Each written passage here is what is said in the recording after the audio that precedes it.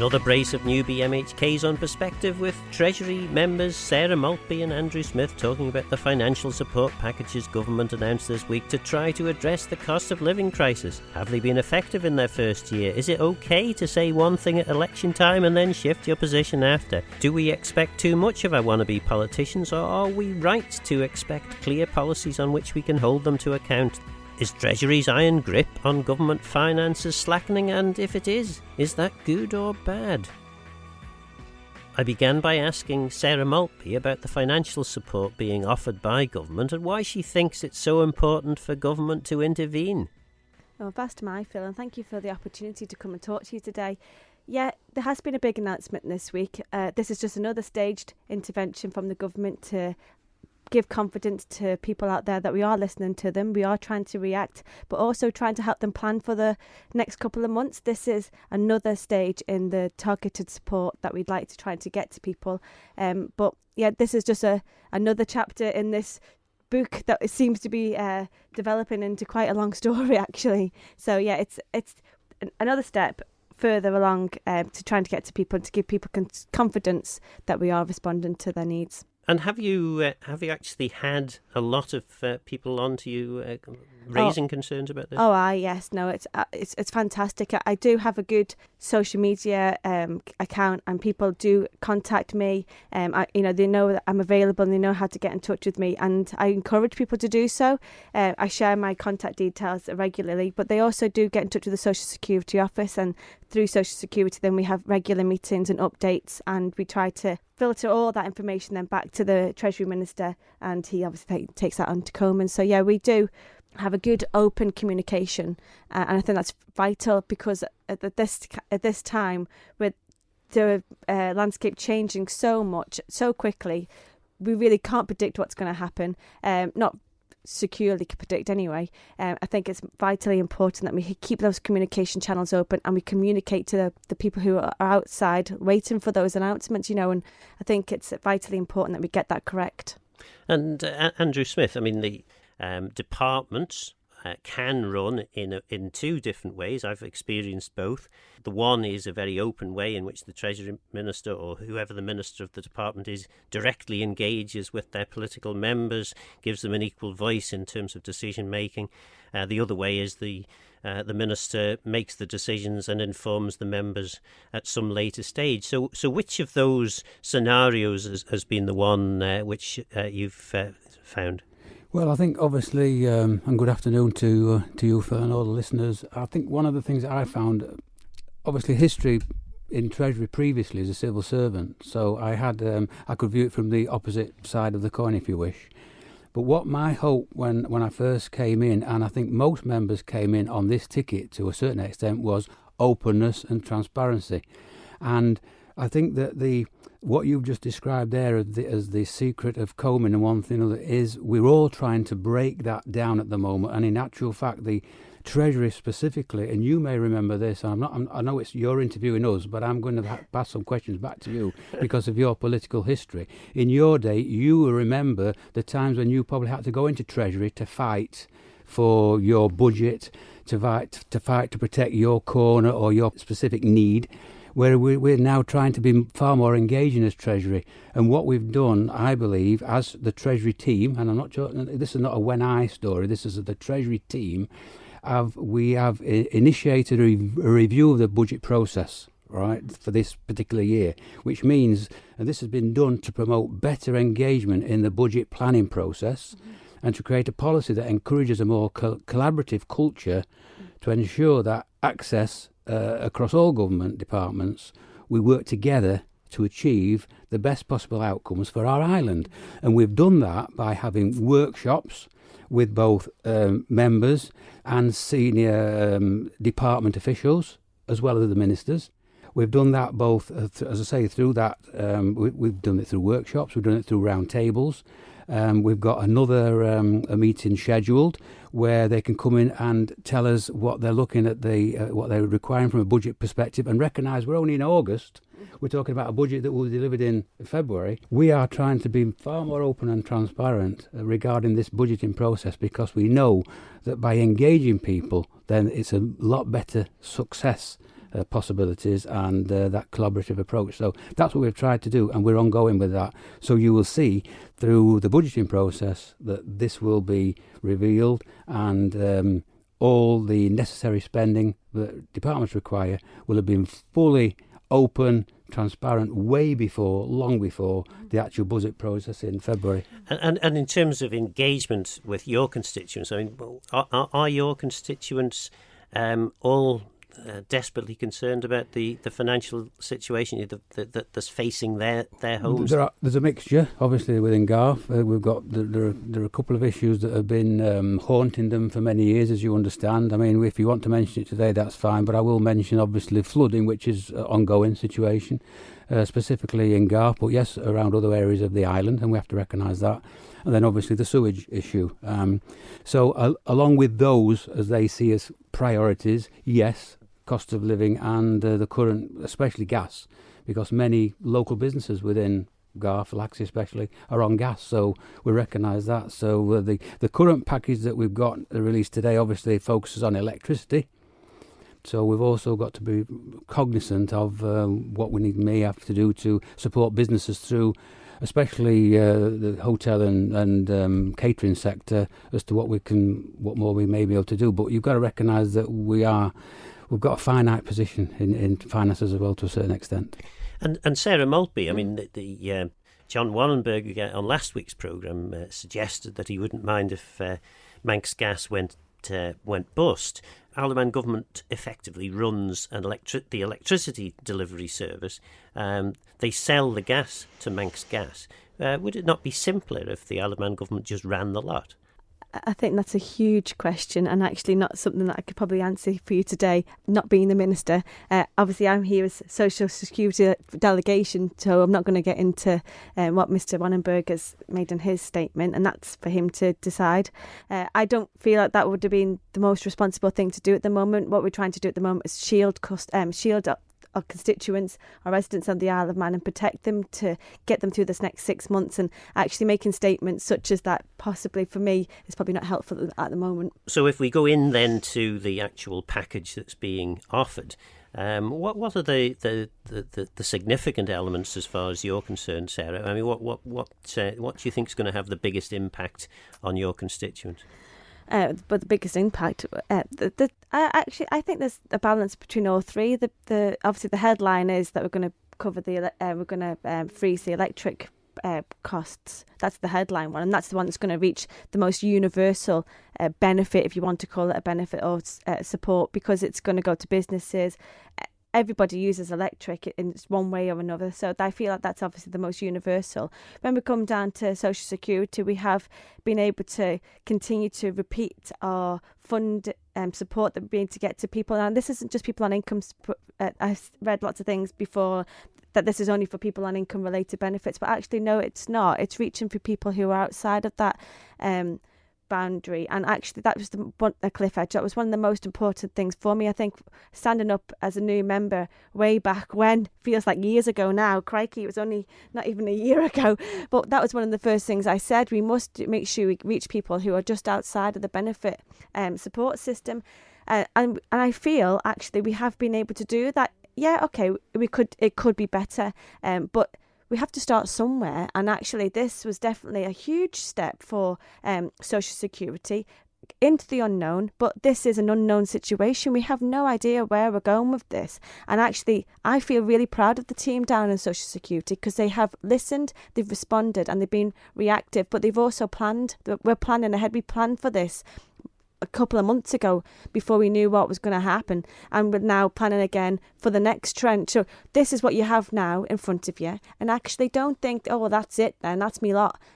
We are still responding and reacting, and you will hear more from us. And if you are struggling and you do need to talk to people, Markwell House is open 9 till 1, Monday to Friday. I feel like I say it constantly at the moment, but we are there. Come and talk to us and share your thoughts.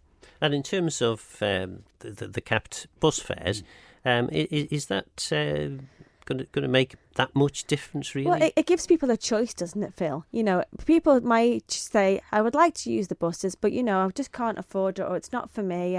Or people actually might say, you know, actually, it's quite a good you have Wi-Fi on the bus now. You can commute. Yeah, there's some problems down with the buses, but they are addressing those problems. This is why it's not starting from November. It gives people time. We are giving them time, yeah, to get themselves ready for it. But actually, it's very easy to say, oh well, it's not going to work. Let's try it. Let's just try it. And actually, this is, I feel that's how Treasury has felt to me. I don't recognise what Treasury would look like before because I wasn't there. You know, this is new to me. But actually, I feel happy to be in this department because I do feel actually we are making steps, more socially responsible steps, in my opinion. But the bus fare cap, Phil, as again said, it came out of one of our roundtable discussions. So this is all part of feeding in the views of the officers and MHKs.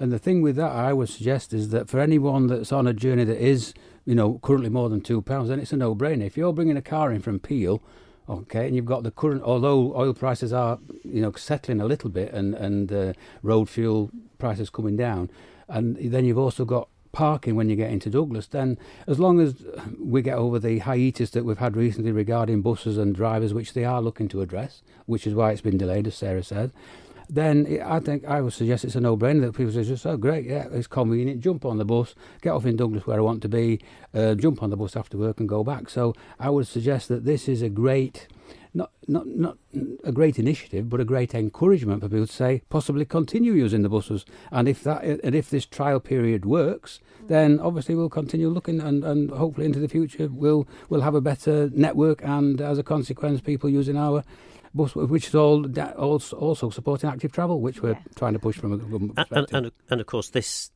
makes a load of sense for the government as well, because the cost of building, maintaining car parks, the cost of maintaining roads, etc., etc. These are all big the government has to meet. This is all working towards the bigger picture. This is how people have to look. These are all. You may only see, well, £2, bus fare cap in £2. What that means nothing to me. I'm suffering with major gas bills and electrics, this and that's one. But hang on a minute, all these are part of the bigger picture, the jigsaw that we're trying to, as I say, put together as a Treasury board, Treasury officers and across government to try and help us in these unprecedented days of high inflation and energy prices. And actually, even though the bus price is being capped at £2, it does take some of the pressure off some people who do commute. And this isn't new to them. This is something that they do daily anyway. So actually, this is just taking a little bit of pressure off them. Is it helpful? Well, we'll find out after the review and the trial. And again, effectively, the cap is introduced, you said later in the year, is it? Yeah, from November. From November. And the trial will be... to the end of January. Okay. 23. Yeah. Right. So then the other element to all of this that's not been mentioned so far, of course, is insulation and the improvements to the Green Living Grant. It's reasonable to say we should have been doing this decades ago, really, shouldn't we? But it's great to see that something is starting to move. And I think, in fairness, that many have been doing it over the years, and this is just another initiative to spur people on, possibly to consider more than they may have not already done or not started.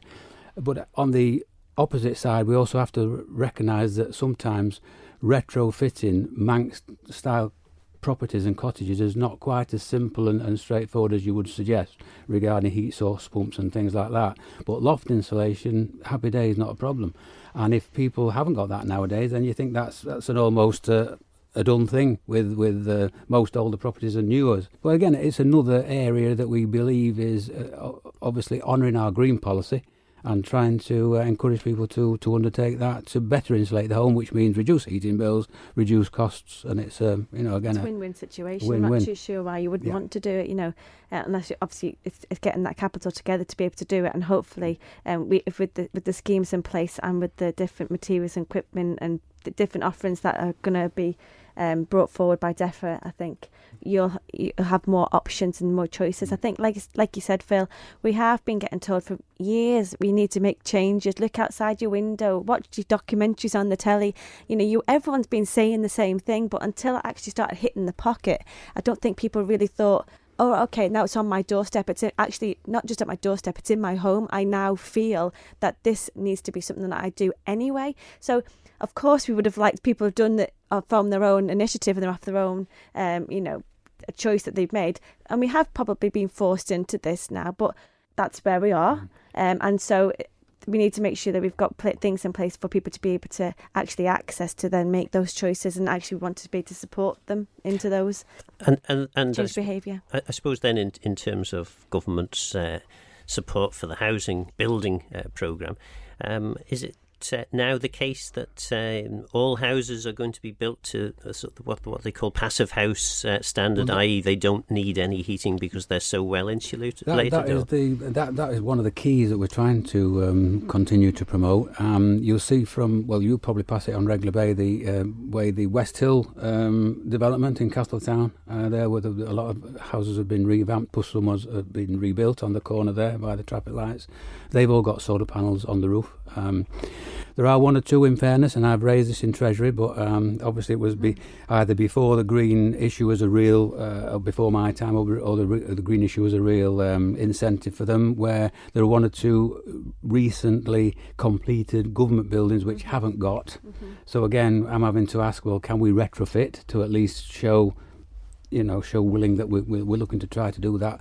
But again, there's a cost element to that, and we've got to look at that in the round of all the other capital projects that we've got to look at going forward. But yes, definitely, we're looking at wherever we can to have green energy and green policies in place on new building. Critical still for housing for young people and anyone that's looking, key workers, anybody trying to. We're looking to welcome people here, etc. Whatever profession they may be in, key workers, and housing is still a key issue. And I think planning in certain areas does need to be addressed, because I know of various areas of land which are zoned, have had applications submitted. And there is there's so many hurdles and jumps to navigate, and I just think that somewhere along the line, if we're looking to develop and deliver a new economic strategy, then planning is a crucial part of that. And I think we just need to try and get our head around that a bit. Well, I think it's probably time we had a short break. You're listening to Perspective with MHKs Sarah Maltby and Andrew Smith, and me, Phil Gawne.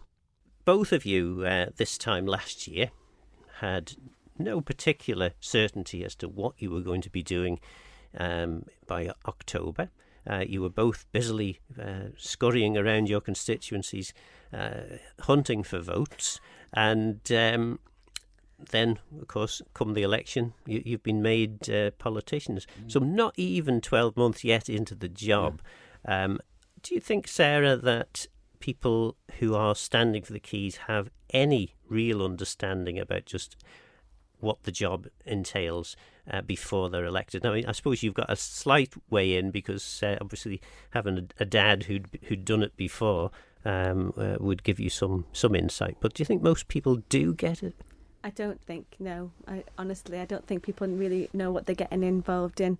It's a huge responsibility, but it's also a huge privilege. It's something that you either cut out for it or you're not really. You can't fake it. You really need to be completely sure of your convictions, your principles, your ideas and your passion. It needs to be there completely. You can't just say, oh, well, I think I'm going to go in there and I'm going to get them told. It's far more than that. You need the community behind you. Obviously, you need the votes to be able to get in the first place. But then when you're in there, you need that support around you to be able to help you navigate just how challenging it is. And I honestly don't think some people really know what they're getting involved in. But I'd like to be able to say, though, although it is a big responsibility, we need more people to come forward and ask questions like, what is it like to be a politician in the Isle of Man, and actually be honest and open, because without doing that, we're not going to actually attract any more people to stand. It's if you just followed certain parts, you think, goodness, there's not a chance I'm going to get myself involved in that. Whereas actually, there is two sides to every story, and actually it's an amazing privilege that we do have. But yeah, I would certainly not want to put people off standing, but I would sort of say actually go and talk to the politicians, talk to the people who are elected to represent you, and actually get a fuller picture of what's actually involved in the job on the lead up, and hopefully that might help you to make a decision to stand. Obviously also got the opportunity to have Tynwald tours. Yeah. Which we can invite people, we're Open free to invite people and new schools, whatever it may be, Yeah. younger people, to get those engaged. And then also you've got the public gallery if people are that interested. Yes. If there's we often get people that are on for a specific subject, so therefore they will in the public gallery. But it's open to to others, but commentators, and hopefully for all the media to give good commentary of what's happening in politics, and that should hopefully fire the enthusiasm for future politicians. And of course, we never know what's round the corner. I mean, when you think that, Phil, that we were elected in the September and a first sitting back against the wall, and we have to vote for gas 20, gas. Well, hang on a minute. No, we want to say no to this. Well, you can't. If you say no to it, look at the consequences, and you think, well, we're over a barrel. We're up against the wall. But we had to do it. Fortunately, for a few months down the road, managed to get the regulator in place. So therefore, and that's not a case of we're not abrogating our responsibility, but that's what everybody said as a responsible jurisdiction we should do. That that should be separate from government. So then that's out. But to have that responsibility, when you think, well, all these good folk have just voted us in. Yeah. It's our first term.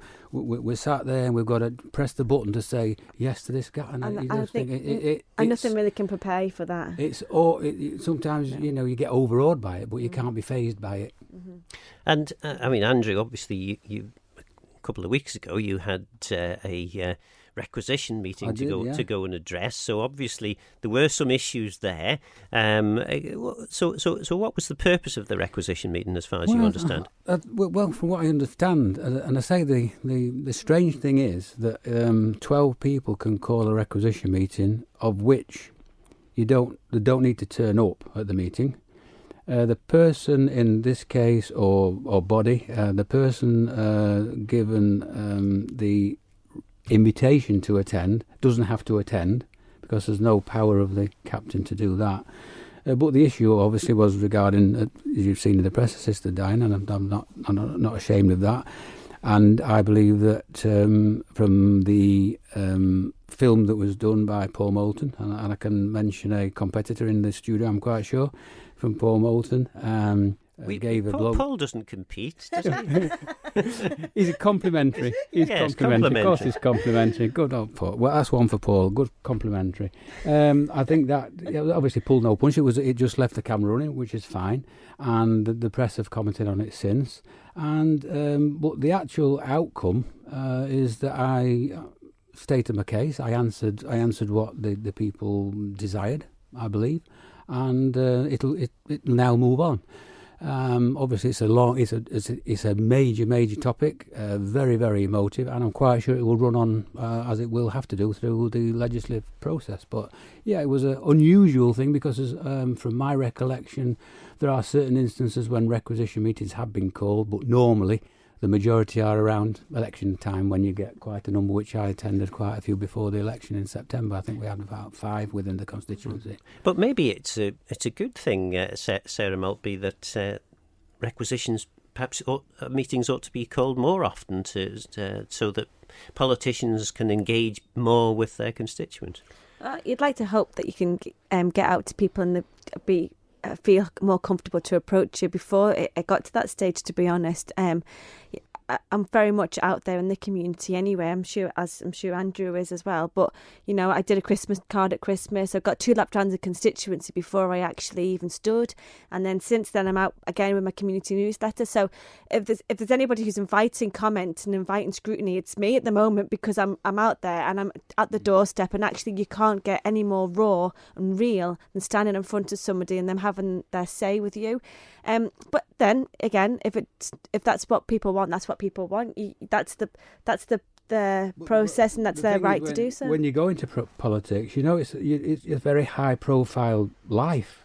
It's your whole life, 24/7, 365. Don't think you can just Monday to Friday. And that's another thing that, we heard one or two press comments when we had the final sitting at Timwell. Well, there you are, packing up the sun cream and shorts, and they're off. Well, the summer break, hang on a minute, that's not the case whatsoever. Some may have had the opportunity to get a week or 2 weeks away, whatever, but in fairness, I mean, we haven't had much time out. This would never, if we'd all been on holiday, this package would never been put together that we're talking about today in the economic support package. So, let's get into perspective. But if you expect to lead that high-profile life, so therefore you expect people to be able to be approachable, because otherwise you wouldn't have received the support on the doorstep if you weren't approachable. And the thing is that when you've been on the island or born on the island, then people should know quite a lot about your background already. So, a lot of these barriers that I think are a bit, a bit tenuous in fairness. So I don't think there are any barriers.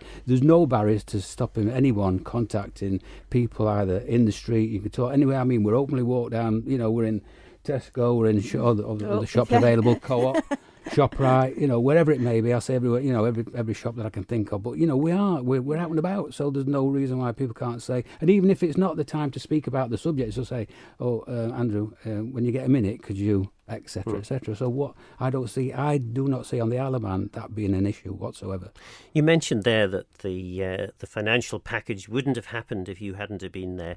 Now that flies in the face of the conventional wisdom that's out there, which is actually the politicians tinker around at the edges, but most of the real work is done by senior civil servants. Is there any truth in that perception that the public has, Sarah? No, certainly not been my experience. I felt like you've had to build relationships with the team around you, of course, and actually I wouldn't want to be a politician that went in and said, this is my view, and now I don't want to listen to anybody else's opinions or experience because I think I'm right on this. Now, if I'm feeling particularly vocal, I may say, I'm sorry, but you need to go back. I want some more answers. Can you look into that a little bit more for me? But I think it's building relationships with people. This is not a one-man band. It is a team of people. And actually, the more people who try to point score, the less we're going to get done. We're already a year in. Our manifestos, well, I'm not sure about yours. I didn't read it, Mrs. Smith, sorry. But my manifesto, I was very realistic about what I think I could actually achieve within 5 years because of my previous historical interest in politics on the island. I knew that it is a huge machine. It's a big organisation. However, there are pockets within this organisation who are working incredibly hard, and actually as a politician and a new person to this government, I found the advice to be helpful, consistent, and also reactive. If I say, I'm not sure about this, I'd like a little bit more information, please can you explain all these different acronyms to me for starters, because this is like gobbledygook to me, and they will go out of their way to do that. The final decision comes to the politicians, and that as it should be, and obviously the ministers take forward their direction based on what they feel. As Sarah says, Phil, there, without the Treasury, we may be biased because we're in Treasury, but without the Treasury team, and it's a big team, but there are key members, but we do not discount any member of a team because, they are all fundamentals, small cogs, whatever they may be. And I've found that even having spent time in Treasury from a different perspective, that this time, as a political member within Treasury, they're open to listen to ideas. They indeed feed a lot of information back to us, and as a board, we make a balanced judgment, and then we come up with a conscious decision for the best possible outcome for the people on the Isle of Man. And then the person such as the Treasury Minister will deliver that. And that's, I believe, picking on what Sarah says, fully supportive of that we are currently a fantastic team in Treasury and working, for the benefit as much as we possibly can for our island residents in these economic times which we've previously never witnessed. Under huge pressure as well, really. Under pressure, yeah. And another pressure, obviously, that you'll have been facing is this sudden disease that seems to have afflicted senior civil servants during the course of this 12 months, where they've all decided that maybe they would be better off in their gardens than working for the government. So you don't have that vast wealth of experience at a senior level that you may have had 12 months ago. Yeah, I think that works both ways, actually, because sometimes you could be faced with, we've always done it this way and that's how we're going to continue. So I don't think there's any harm in having a balance. You need experience as well as fresh, progressive reformists within any organisation, I believe. You can't have one without the other, to be honest. Today you've got myself and Mr. Smith. Andrew's the oldest male politician in the House of Keys. I'm the youngest female in the House of Keys, and we're both in Treasury. So, you couldn't have two opposite representatives, but within the within Treasury Department, I actually think it's beneficial because we have that broader scope, hopefully, across the different demographics of our community. So, I do think you need both. Yeah, it has been an unsettled period. I mean, we've had our own unsettlement with the minister change and then the chief financial officer having to change. It has been a period of unrest. We've got a lot of credit. We've got a lot of younger, well-qualified, credible officers who are exceptionally competent and fantastic to work with. And hey, here we are today to witness that. So I think that's a major plus. Yeah, and I think when we talk about negative narrative as well, for me, I feel like if you continually talk about what you perceive rather than the reality, then actually you're not going to encourage more people to come out of the woodwork who are qualified enough to do these jobs and say, I'm going to step forward and I'm going to do this. I'm conscious we've got a skill shortage anyway on the Isle of Man, let alone within places that we really do need the skilled people to be able to take up those roles. So I think the negative narrative can sometimes get in the way of progress sometimes, and that's disappointing because I would like to change that culture a little bit more and say this is a good place to work. We do work together and it is a collaborative approach. And talking there about collaboration, Sarah, of course you have the benefit of your voice and vote counting for two, because there are two members of the Labour Party in the House of Keys. Is there a great assistance? Because not only have you got a colleague, but you also have a whole load of other party members, presumably working away in the background, helping you in terms of policy development and this and that. Is that how it works, or are you pretty much the same as any of the other members, largely independent? No, we meet regularly to discuss through our ideas or any policy change that might be happening, or if there's anything that I'm uncomfortable with or not quite sure about, we'll sit myself and Jenny will sit together and talk about those issues and see how we're going to when it comes to the vote, how we're going to vote for starters, and also what we've done in the background to maybe to understand each other's position. So if there might be something that she was quite unsure about or wasn't able to change her position on, but if we've spoken about it and we've had that conversation and actually said, well, this is the reason why I came to this decision, I've spoke to the membership about it and actually that's what I'm going to do, we would never be in a position where we would not support each other, in as much as if you've come to a decision, then that's your decision, and we've obviously got the membership. We've got, as well as our constituents to be accountable to, we have got the membership to be accountable to as well, and regular goes back to the communication again. Regular communication. If you let people know what you're doing and the reasons why you're doing it, most people will understand and are reasonable. Because again, I think people maybe see that occasionally the Labour Party doesn't vote in the same direction, and then they think, well, what's the point of having a party?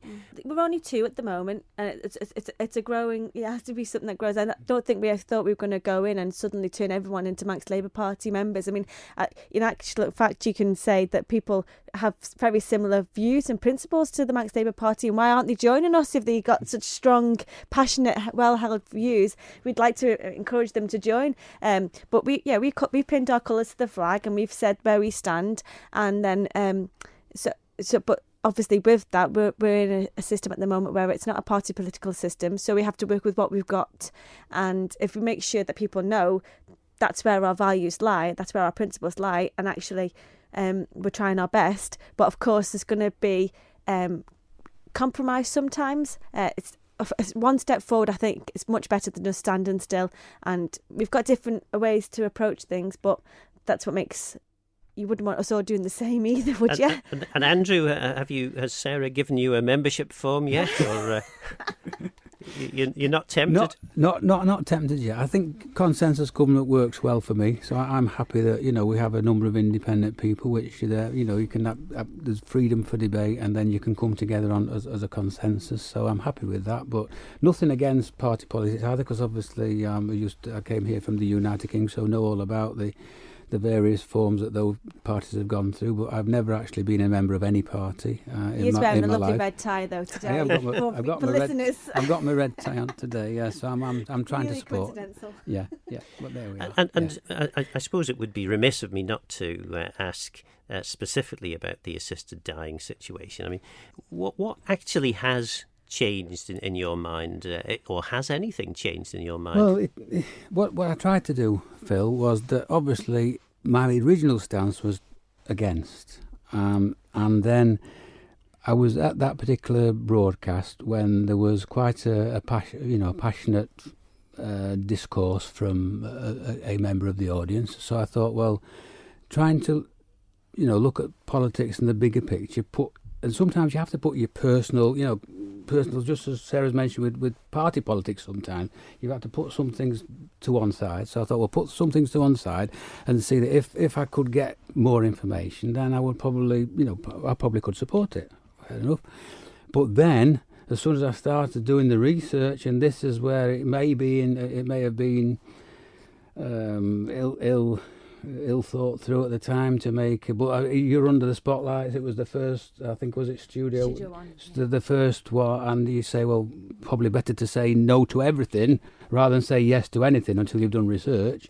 Once I started doing deep research into this, then I'm afraid the things that did raise the heads, both from jurisdictions that had got the legislation in place, jurisdictions where the legislation was placed, but it's been weakened and undermined as various other things have come to light. So I'm afraid that I just thought, well, currently as it stands, then I just had to, my conscience just wouldn't let me progress. So that's why, and I thought, rather do that at the beginning of the debate, right, than start something way down the road and say, well, hang on a minute, why did you not say it there and then? So, and I made, in fairness, as I say, and that broadcast is all freely available to anyone to watch.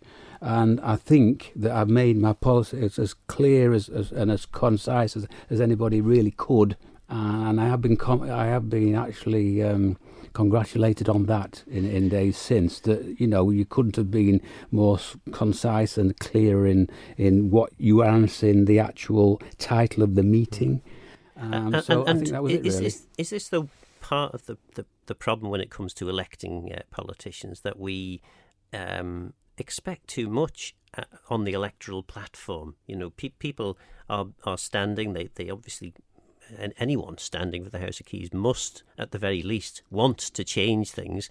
I can't imagine anybody wanting to put themselves through it all and not actually have any desire to make the place better. But I think the other issue is... But one of the problems you've got is you are expected to have a stance on absolutely everything, and you are expected to have that stance. And perhaps on in certain occasions it might be, in fact on many occasions, it might be best just to say, actually, I really don't know enough about this to have a view one way or the other. But then you end up with politicians going to election in 5 years, after 5 years, and no one can hold them to account for anything because they haven't got a clear position. Yeah. So obviously hindsight's a wonderful thing, but it may also be that in those situations that you, as you say, if you are actively campaigning on something to get elected, and then there's a major shift, I can understand. If it's written in your manifesto and you're actively campaigning on your door, you're knocking on every door and you're saying, I stand for this. And so therefore you are sowing the seed in the voters' mind to vote for you on that particular policy. I understand that. But in this instance, that was not the case. So I was just a bit bemused by it, and especially the fact that, as I say, sadly the people decided that they should call a requisition meeting rather than approach me directly and say, well, look, we've got these issues, can you explain? So, but that's, as I say, I think I'm not it's not water under the bridge, but it's an episode that is past, and I'm now moving on to the next chapter because I know that the issue will continue to evolve, and I'm happy to to continue in the debate. But I just, as I said earlier, I just thought I just needed to make that clear at the outset, because otherwise I would think the cloud my position going into forward. I had a similar experience to yours, well, not quite the same. I was standing for the by-election, which ultimately I was successful in. I think 10 days before the actual election, my soon-to-be colleagues in Rushen, John Rimington and Quinton Gill, decided to bring forward legislation on assisted dying. And suddenly, overnight, I had this load and load of emails and phone calls piling in. What is your stance? And it's an enormously difficult thing when it's probably something that most people wouldn't have had much thought of, and then suddenly you're expected to pin your colours to the mast with very little research. And I suppose that it's a complicated one, isn't it, Sarah? I mean, in terms of Labour Party, I suppose you are able to develop policies.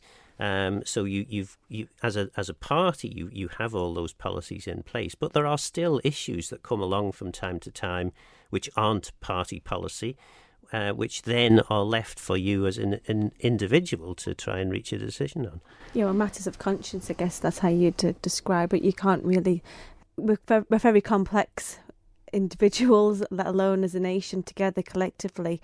So you can't always have an opinion on absolutely everything. And in fact, people who tend to have an opinion on absolutely everything tend to not be the people I want to hang out with, because they seem to be experts but actually have no real life experience. I think we need to remember as well that it was a private member's bill that's been brought forward by Mr. Allinson for consideration, and obviously since then he's become the Treasury Minister, so I think there's going to be a long way before we actually get any further before it actually comes back to us. But it's an interesting topic. It's a huge topic to discuss as well, but I think that's all that can be said on it for now until we hear any more. We're coming towards the end of the programme now, and I suppose the obvious question is, have you actually been effective? Have you? I mean, you're bound to say that you have. I would have thought in the last 12 months. But what things can you actually point to by way of evidence of real change that you've actually managed to deliver over the course of the last 12 months?